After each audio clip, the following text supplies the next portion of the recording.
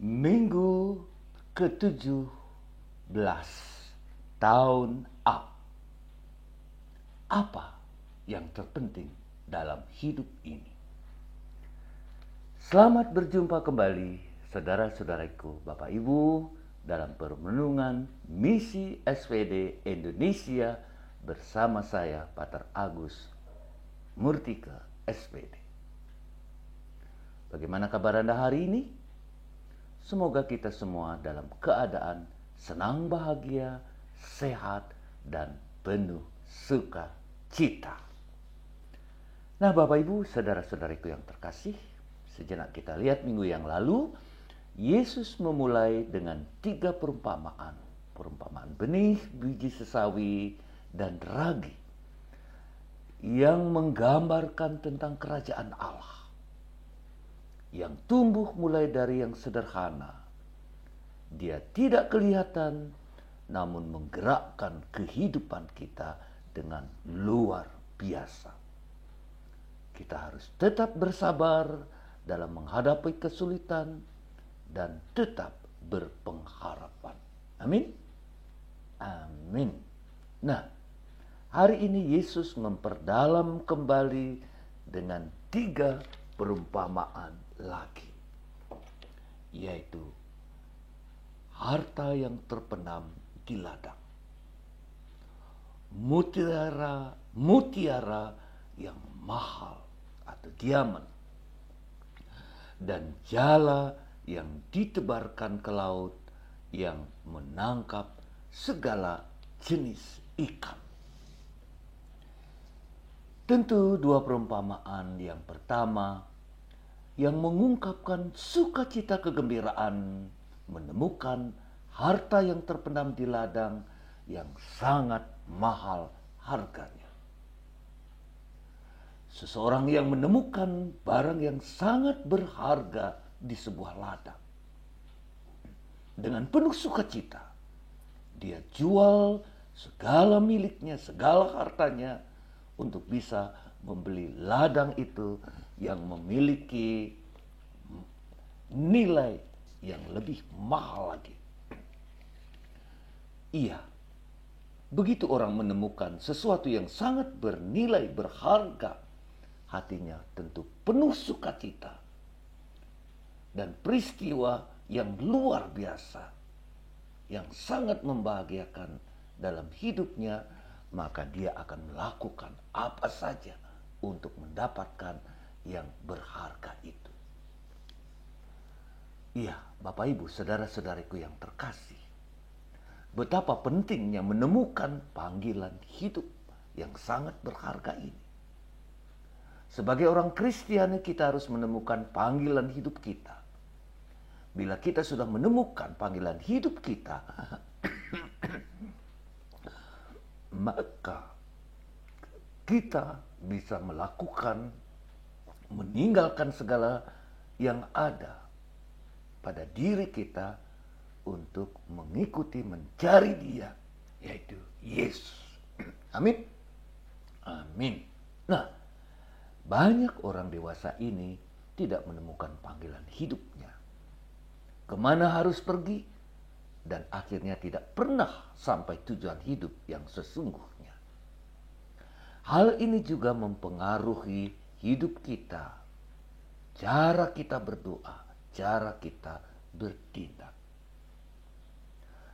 Kerap kali dalam doa kita meminta kepada Tuhan hal-hal yang tampak, yang menggiurkan, yang membuat kita cepat, senang, menikmati.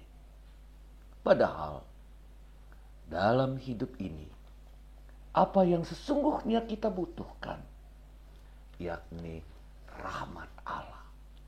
Rahmat Allah, kasih Allah. Kita lihat dalam bacaan pertama bagaimana Salomo dalam permohonannya kepada Tuhan bukan minta hidup yang panjang, bukan meminta kekayaan, kebebasan, kehebatan. Juga Salomo tidak minta supaya dia jaya dalam peperangan dan bisa melawan musuh-musuh.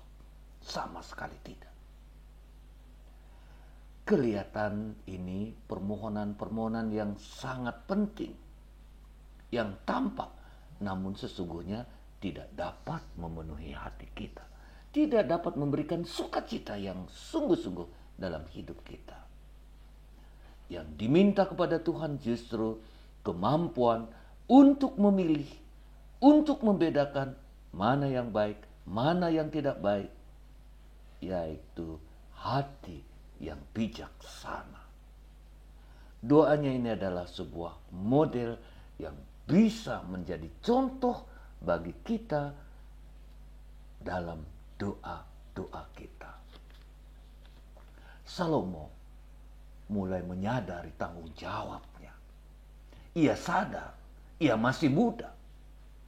Aku masih sangat muda, belum ada pengalaman, belum mampu memimpin. Karena itu, ia sadar bahwa yang paling penting dalam hidup ini adalah kebijaksanaan hati, kebijaksanaan ilahi, supaya bisa bertindak adil pada rakyatnya.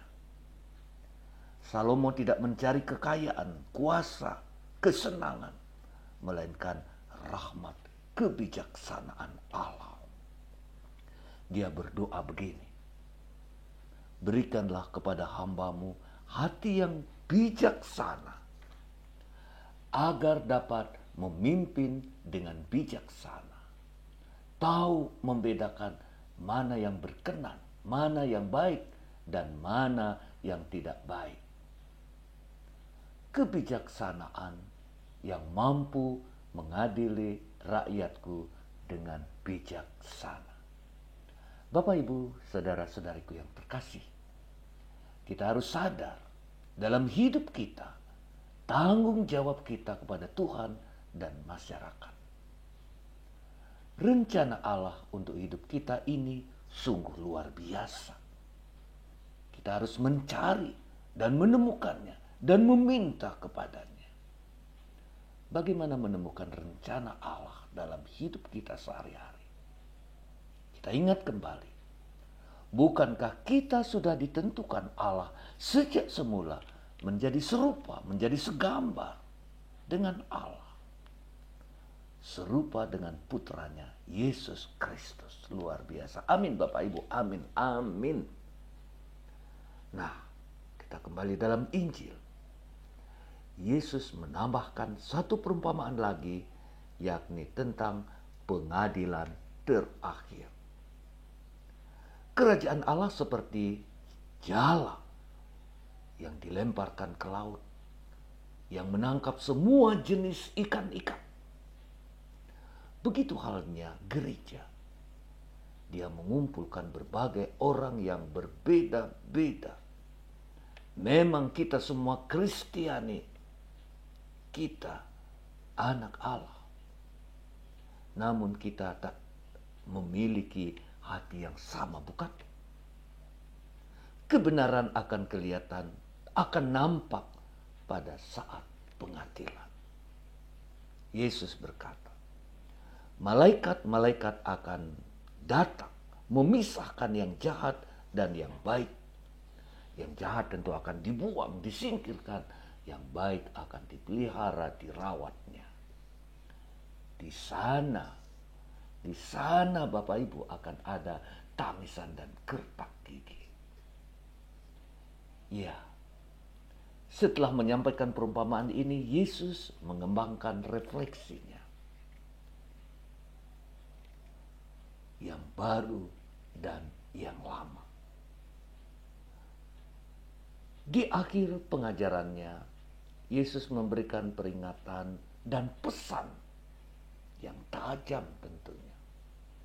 Karena itu setiap ahli Taurat yang menerima pengajaran ini, setiap kita yang menerima pengajaran ini, Yesus menegaskan, kerajaan surga seumpama tuan rumah yang mengeluarkan harta yang baru dan yang lama dari perbendaharaannya. Kerajaan Allah ini luar biasa nilainya. Kita keluarkan harta yang lama dan baru untuk mendapatkan kerajaan Allah ini. Kita harus berani membuang segala yang tidak baik untuk menemukan yang berharga ini. Nah, Bapak Ibu, saudara-saudariku yang terkasih, semoga kita berani melakukan segala sesuatu untuk mendapatkan kerajaan Allah. Karena itu, baca, resapkan, renungkan, Tuhan memberkati Anda. Dan kalau membacanya, baca berulang kali. Resapkan dengan hati.